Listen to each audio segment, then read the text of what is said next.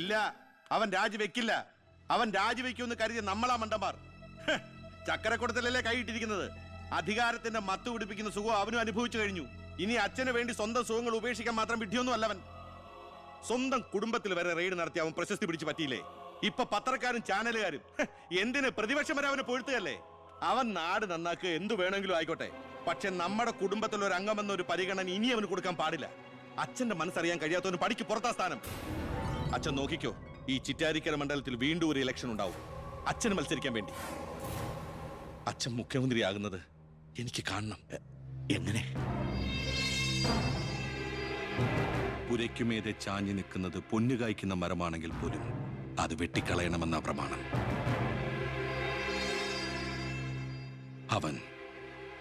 അവൻ ഇല്ലാതാകണം.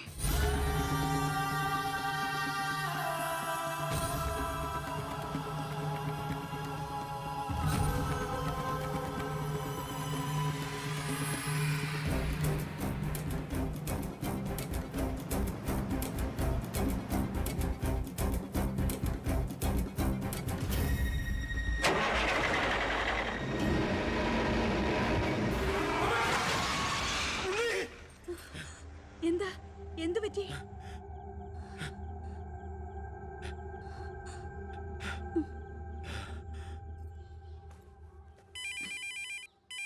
ഞാൻ എടുത്തോളാം. ഹലോ ഉണ്ണി, ഉണ്ണി, ഉണ്ണി, നീ എന്താടാ ഒന്നും ഉണ്ടാത്ത? അച്ഛാ,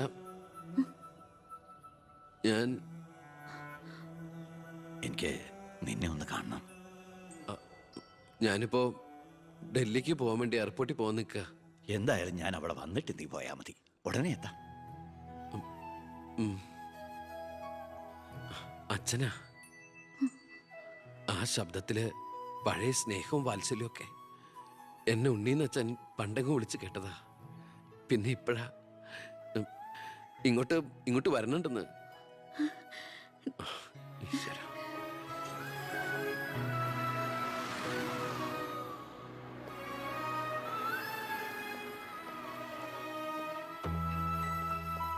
ഞാൻ കാരണം നിന്റെ യാത്ര ബുദ്ധിമുട്ടായി അല്ലേ? ഇല്ല, ഞാനത് അടുത്ത ഫ്ലൈറ്റിനാക്കി. ഓഹോ, വരൂ അച്ഛാ. പെട്ടെന്ന് കാണണമെന്ന് പറഞ്ഞപ്പോൾ നീ ഒന്ന് പകച്ചു. ഇനി എന്തിനുള്ള പുറപ്പാടാണോ എന്ന് ഓർത്തല്ലേ? അച്ഛൻ ഇനി ആർക്കും ഒരു തലവേദനയാവില്ല മോനെ. ചെയ്തു കൂട്ടിയതൊക്കെ തെറ്റാണെന്ന് മനസ്സിലാക്കാൻ വൈകി. ശ്രമിച്ചില്ല. അധികാരത്തിന്റെ ലഹരിയിൽ പായായിരുന്നു ഇത്രയും കാലം. പ്രായമാകുന്നോറും കുട്ടികളുടെ മനസ്സാവുമല്ലേ? എന്ത് കണ്ടാലും സ്വന്താക്കണമെന്നൊരു മോഹം. എന്താ ഇപ്പൊ ഇങ്ങനെയൊക്കെ? മുന്നിലേക്ക് നോക്കിയപ്പോഴോ തിരിഞ്ഞു നോക്കിയപ്പോഴോ ഒരു കാര്യം എനിക്ക് ബോധ്യായി. ഞാനെന്ന രാഷ്ട്രീയക്കാരൻ വെറും ഒരു വട്ടപൂജ്യമാണെന്ന്. എന്നിൽ അച്ഛൻ ഒരു മൃഗമായിരുന്നു എന്ന്. പ്രായശ്ചിത്തം ചെയ്ത പാപങ്ങൾക്ക് പരിഹാരമാകുമെങ്കിൽ ഞാൻ മോന്റെ കാല് പിടിക്കും. അച്ഛാ, അങ്ങനെയൊന്നും പറയല്ലേ. മതിയായി, എല്ലാം മതിയായി. ഞാൻ ഇന്നുവരെ അഴിമതിയിലൂടെ ഉണ്ടാക്കിയതൊക്കെ സർക്കാരിന് തിരിച്ചു കൊടുക്കാൻ പോവാ. എന്നിട്ട് ചെയ്ത തെറ്റുകൾ ഏറ്റുപറഞ്ഞ് പൊതുജനങ്ങളോട് മാപ്പ് ചോദിക്കണം. അച്ഛാ, അച്ഛനെ വിശ്വസിക്കടാ. ഇനി നിന്റെ അച്ഛൻ വിശ്വാസവഞ്ചനം കാട്ടില്ല. മതി, എനിക്കിത് മതി. ഞാൻ ആഗ്രഹിച്ച പോലെ ഒരു അച്ഛനെ ഈശ്വരൻ എനിക്ക് തിരിച്ചു തന്നല്ലോ. അറിഞ്ഞോ അറിയാതെയോ അച്ഛനെ ഞാൻ വേദനിപ്പിച്ചിട്ടുണ്ടെങ്കിൽ അത് ഇങ്ങനൊരു അച്ഛൻ്റെ മകനായിട്ട് ജീവിക്കാൻ വേണ്ടിയിട്ടാ. ഇനി എൻ്റെ അച്ഛന് വേണ്ടി ഈ സ്ഥാനമാനങ്ങളൊക്കെ ഉപേക്ഷിക്കാൻ എനിക്ക് സന്തോഷമേ ഉള്ളൂ. വേണ്ടടാ, എനിക്ക് മന്ത്രി ഒന്നും ആകണ്ട. നീ ആ ശരി, നിന്നെപ്പോലുള്ള ചെറുപ്പക്കാരാണ് ഇനി ഇവിടെ ഭരിക്കേണ്ടത്. അടുത്ത തലമുറ നിന്നെ മാതൃകയാക്കുന്നത് നിറഞ്ഞ മനസ്സോടെ എനിക്ക് കാണണം. എന്നിട്ട് ഇങ്ങനെ ഒരു മന്ത്രിയുടെ അച്ഛനായിട്ട് ഇനിയുള്ള കാലം അഭിമാനത്തോടെ എനിക്ക് ജീവിക്കണം. ആ മോളെ, വന്നു കയറിയ മഹാലക്ഷ്മിയെ ആട്ടിപ്പായിച്ചവനാ ഞാൻ. എല്ലാ സൗഭാഗ്യങ്ങളും നിങ്ങൾക്ക് ഈശ്വരൻ തരും. നന്നായി വരും. ഉണ്ണി, ഇപ്പൊ എനിക്ക് മനസ്സിന് എന്തൊരു സ്വസ്ഥതയാണെന്നറിയൂടാ. ഇനി എനിക്കെല്ലാം മറന്ന് സമാധാനമായിട്ട് ഉറങ്ങണം. വരട്ടേടാ. ആ നീ ഡൽഹി യാത്ര കഴിഞ്ഞ് തിരിച്ചു വന്നാൽ ഉടൻ രണ്ടുപേരും തറവാട്ടിലേക്ക് താമസം മാറണം. മറ്റേ മോളെ ആ.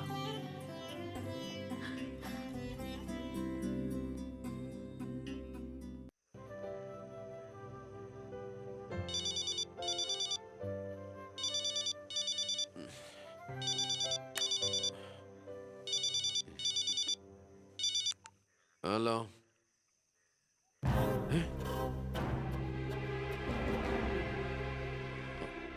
എപ്പോ?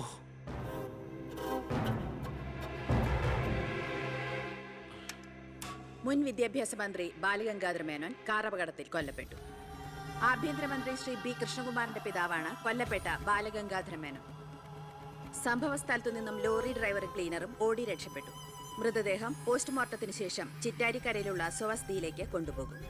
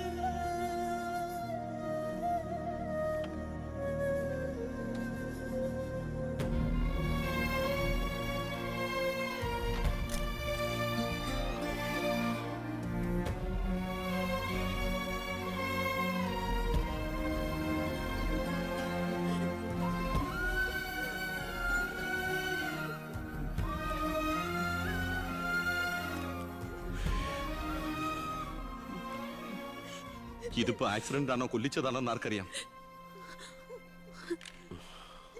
അധികാരം ഒഴിഞ്ഞു കൊടുക്കാതിരിക്കാൻ വേണ്ടി സ്വന്തം മകൻ തന്നെ കൊല്ലിച്ചതാണെന്ന് എല്ലാരും പറയുന്നേ. അയ്യോ,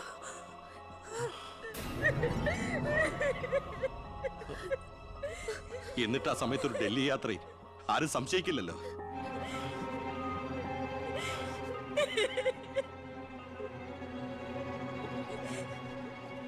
അമ്മേ, അച്ഛനേക്കാൾ വലുതാണോടെന്ന് എനിക്ക് അധികാരം, മന്ത്രിസ്ഥാനം. അച്ഛനെ എതിർത്ത് ഒടുവിൽ നീ സ്വന്തം അച്ഛനെ. അമ്മേ, എനിക്ക് നിന്നെ കാണണ്ട, പോ എന്റെ മുമ്പിൽ നിന്ന്.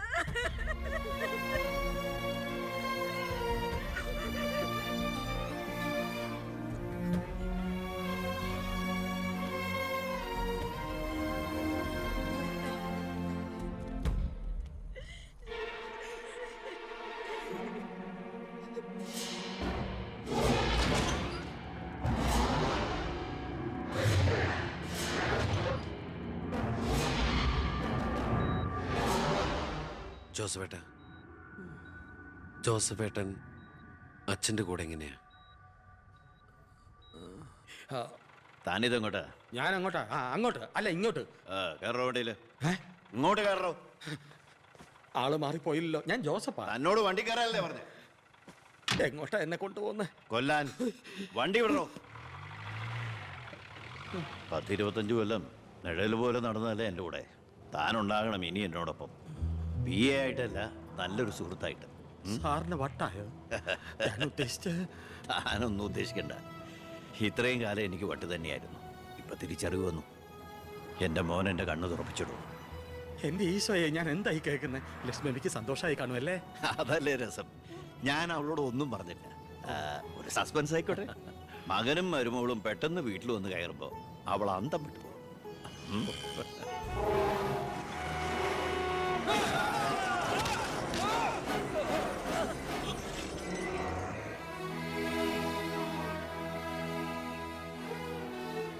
ആ ഇടിയിൽ ഞാൻ തെറിച്ചുപോയി. അതൊരു സാധാരണ ആക്സിഡന്റ് ആയിരുന്നെന്ന് എനിക്ക് തോന്നുന്നില്ല.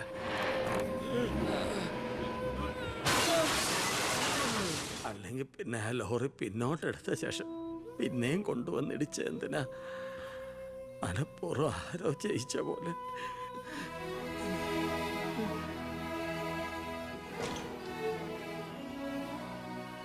സർ, ഒരു കാര്യം,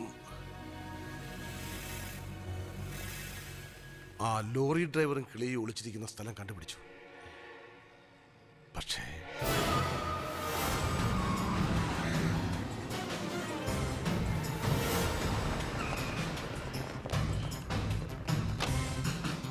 ആ ഗേറ്റ് ക്ലോസ് ചെയ്യൂ. ആരെയും വെളിയിലേക്ക് വിടണ്ട.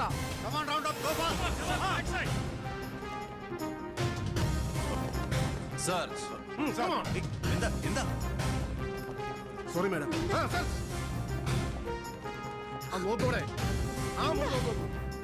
ആ ബാത്റൂമില് ഏട്ടാ, അയ്യോ, എന്താ പ്രശ്നം? എന്താ ഇത്? ലുക്ക് ദാർ. എന്താ പ്രശ്നം? അവിടെ ആരെങ്കിലും ഉണ്ടോ?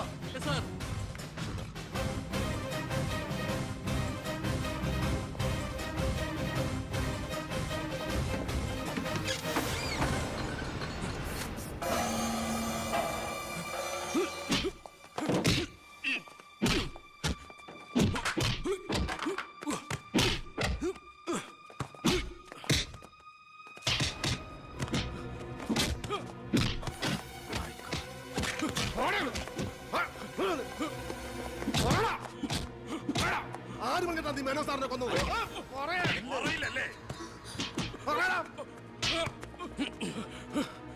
ഇവരിൽ ആര് പറഞ്ഞിട്ടാടാ നീ ഇവിടെ കയറി വിളിച്ചത്?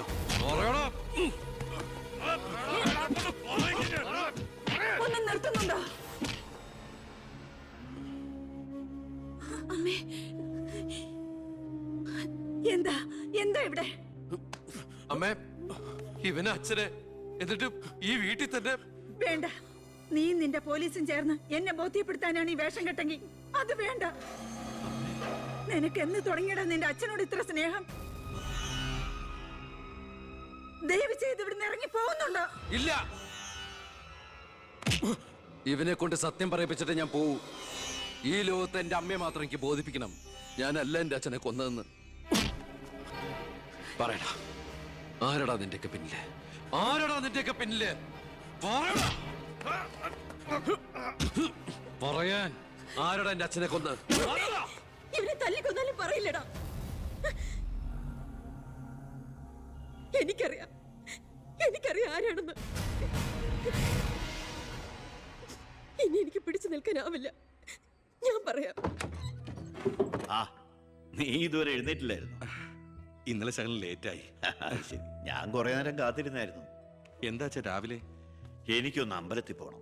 അമ്പലത്തിലേക്കോ? അതെ, 20 കൊല്ലങ്ങൾക്ക് ശേഷം. ആ പിന്നെ ഞാൻ ഇന്നലെ നമ്മുടെ ഉണ്ണിയുടെ അടുത്ത് പോയിരുന്നു. പരസ്പരം എല്ലാ വിഷമങ്ങളും പറഞ്ഞു തീർത്തു. അവൻ വെറും പാവാ മോനെ, ശുദ്ധഭാവം. ഇപ്പൊ എന്റെ മനസ്സ് മുഴുവൻ കുറ്റബോധ. നമുക്കെന്താടാ ഭ്രാന്തായിരുന്നു? ആവശ്യമില്ലാത്തതൊക്കെ ചിന്തിച്ച് ഒടുവിൽ നമ്മുടെ ഉണ്ണിയെ ഓർക്കുമ്പോ തന്നെ സഹിക്കാൻ വയ്യ. ഞാൻ ഇതുവരെ ഉണ്ടാക്കിയ കോടികളുടെ കള്ളപ്പണം മുഴുവൻ സർക്കാരിന് തിരിച്ചേൽപ്പിക്കാൻ പോവാ. എന്താ നീ എന്താ ഒന്നും മിണ്ടാത്ത? ഞാൻ എന്നും അച്ഛനെ അനുസരിച്ചിട്ടല്ലേ ഉള്ളൂ. അച്ഛൻ എന്തു പറയുന്നോ ഞാൻ അതുപോലെ ചെയ്യാം. ഇതുപോലെ തങ്കപ്പെട്ട മരുമക്കളെയും മോനെയും കിട്ടിയതാ എന്റെ സമ്പാദ്യം. ആ, എല്ലാം നല്ലതിനാണെന്ന് ഓർത്ത് സന്തോഷിക്കാം അല്ലേ? ആ പവി, അമ്പലത്തിൽ പോയതിന് ശേഷം ഞാൻ ആ വഴി തന്നെ തിരുവനന്തപുരത്തേക്ക് പോകും. അവിടെ ഒരു പത്രസമ്മേളനം അറേഞ്ച് ചെയ്തിട്ടുണ്ട്. ജനങ്ങളുടെ മുമ്പിൽ ഞാൻ എന്ന അഴിമതിക്കാരൻ്റെ കുറ്റസമ്മതം. എനിക്കിപ്പോൾ വേണ്ടത് മനസമാധാനം, മനസമാധാനം മാത്രം.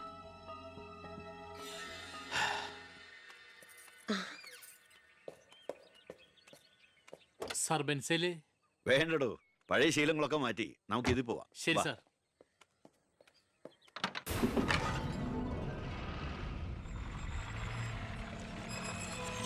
White ambassador KL188888 X minister Balagangadhara Menon. 8 മണിക്ക് മുമ്പേ കാർ നാഷണൽ ഹൈവേ വഴി വരും. കൊലപാതകമാണെന്ന് ഒരിക്കലും സംശയിക്കാത്ത വിധത്തിൽ കാര്യങ്ങൾ തീർക്കണം. ഓക്കെ? ആ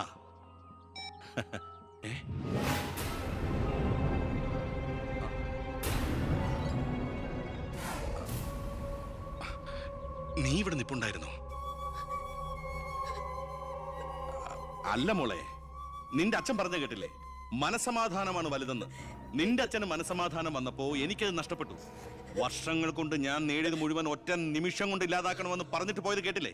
അയാൾക്കിപ്പോ ഭ്രാന്താ. മോനോട് ഒത്തുകൂടിയ എന്റെ ഭ്രാന്ത്. നീ ഒന്നും അറിഞ്ഞിട്ടില്ല. പൊയ്ക്കോ പൊയ്ക്കോ. ഇല്ല, ഞാൻ സമ്മതിക്കില്ല. എന്റെ അച്ഛനെ കൊല്ലാൻ ഞാൻ ശബ്ദിച്ചു പോരുത്, കൊന്നോളയും ഞാൻ. ഇത് പുറലോകം അറിഞ്ഞ നീ നിന്റെ പുന്നാര മക്കളും പിന്നെ ജീവനോടെ ഭൂമിയിൽ കാണില്ല. മനസ്സിലായി?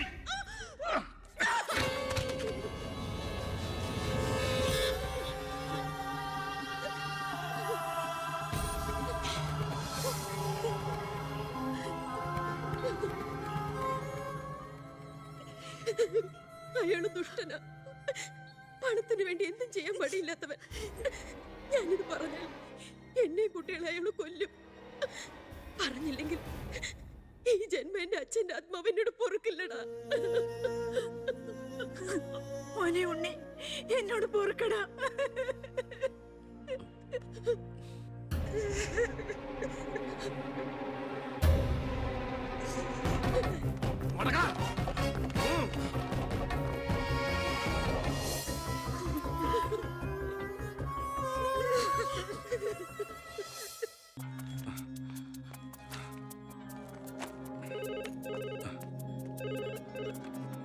ഹലോ, ആ സിംഗപ്പൂർ ഫ്ലൈറ്റിന് ഓക്കെ അല്ലേ? അടുത്ത ഫ്ലൈറ്റ് തന്നെ വേണം. ആ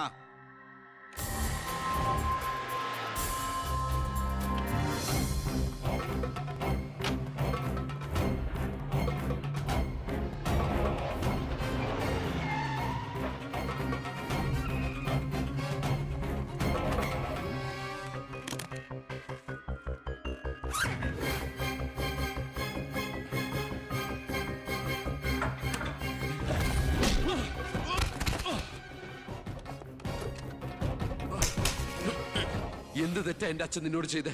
എന്തിനാ എന്റെ അച്ഛനെ ഞാനെന്ത് ചെയ്തെന്നാ? നീ ഒന്നും ചെയ്തില്ലല്ലേ? സാർ സാർ ആഹാ, അപ്പൊ ഏതാണ്ടൊക്കെ അറിഞ്ഞു അല്ലേ? പക്ഷെ ആ കൊലയ്ക്ക് പിന്നെ ഞാനാണെന്ന് നിനക്കൊരു കോടതിയിലും തെളിയിക്കാൻ കഴിയില്ല. അത്രയ്ക്ക് പ്ലാൻഡ് ആയിരുന്നടാ മർഡർ. ഇനി നീയാണ് എനിക്ക് പ്രശ്നമെങ്കിൽ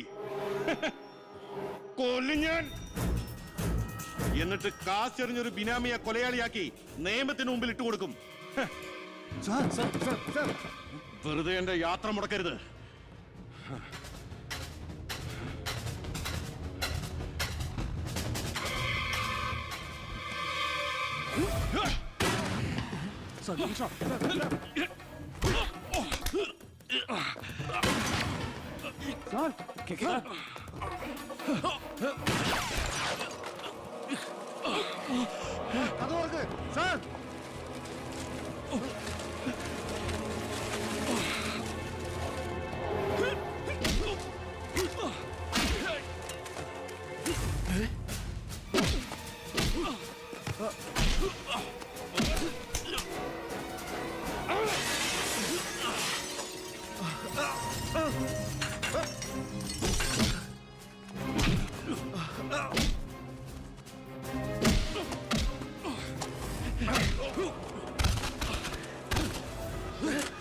സാർ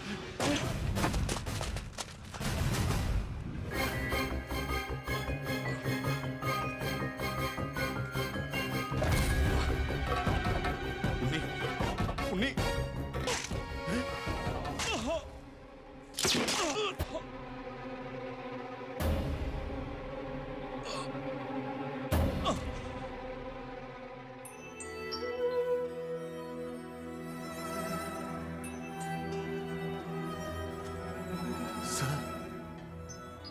ഞാനിത് ചെയ്തില്ലെങ്കിൽ അച്ഛൻ്റെ ആത്മാവിന് ശാന്തി കിട്ടില്ല. എന്ത് ശിക്ഷ ഏറ്റുവാങ്ങാനും എനിക്ക് സന്തോഷമേ ഉള്ളൂ. നോ സർ, സാർ ശിക്ഷ ഏറ്റുവാങ്ങി ജയിലിൽ കിടക്കേണ്ട ആളല്ല. നിങ്ങളെപ്പോലൊരു മന്ത്രിയെ ഈ നാടിന് ആവശ്യമാണ്. ജനങ്ങൾ അത്രമാത്രം പ്രതീക്ഷ സാറിന് അർപ്പിച്ചിരിക്കുന്നു. ഒരുപാട് നന്മകൾക്ക് വേണ്ടി ഇത് നമുക്ക് മറക്കാം സാർ. അതെ സാർ. ഹോം മിനിസ്റ്ററെ പ്രതി കരുതിക്കൂട്ടി വിളിച്ചു വരുത്തി അറ്റാക്ക് ചെയ്തു. ആസ് എ സെക്യൂരിറ്റി ഓഫീസർ എനിക്ക് അയാളെ കൊല്ലേണ്ടി വന്നു. CRPC 130, 131 FIR closed.